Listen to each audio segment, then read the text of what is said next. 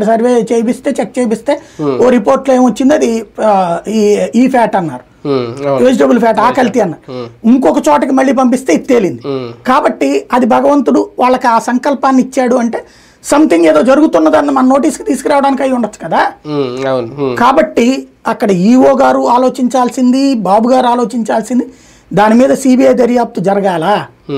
జరిగి దాంట్లో ఉన్నటువంటి నిందితులు ఎవరైతే తప్పు ఉద్దేశపూర్వకంగా చేశారో, నాకు తెలిసి నేను చెప్తున్నాను, తిరుమలలో వెంకన్న స్వామికి తప్పు చేసినటువంటి ఒక దేవుడికి సంబంధించిన దాంట్లో తప్పు చేసినోడు మామూలుగా చావడం, ఒక రకంగా అట్లాంటి చావు వాడికి ఎట్లాగొస్తుంది. ముందు దానికి శిక్షించమని ఇక్కడ భగవంతుడు ఆదేశించినట్టున్నాడు, కఠినంగా శిక్షించండి. దాంట్లో కుట్రకోణం అయితే బయట తీయాలి. ఇదొక భాగం అయితే నిజంగా ఇప్పుడు కుట్ర జరిగితేనే ఇవన్నీ కలుస్తాయి, ఆ కుట్రకోణం బయట తీయాలి.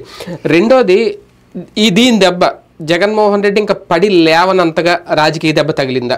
ఎందుకంటే హిందుత్వానికి ముడిపడి ఉంది ఈ అంశం. సంబంధించినంత వరకు అతనికి ఇప్పుడు తనేంటంటే కొంతమంది వ్యక్తుల్ని నమ్మేసి వదిలేశాడు, అది అతి పెద్ద మైనస్. తిరుపతిలో ఎట్లా ఉంటుందంటే ఆలోచన, నేను ఎట్లంటే రాశా, ఇప్పుడు కొండ మీదకి నడిచి వెళ్తున్న వాళ్ళకి ఇదివరకు టోకెన్స్ ఏమి ఉండేది కాదు, శేఖర్ దర్శన్ టోకెన్లు అయ్యి మామూలుగా ఇదంతా నడుచుకుంటూ వెళ్ళాలి, ఆ పైకి వెళ్ళాక మళ్ళీ అక్కడ క్యూ లైన్లో నుంచోవాలా, అల్లాడేవాళ్ళు.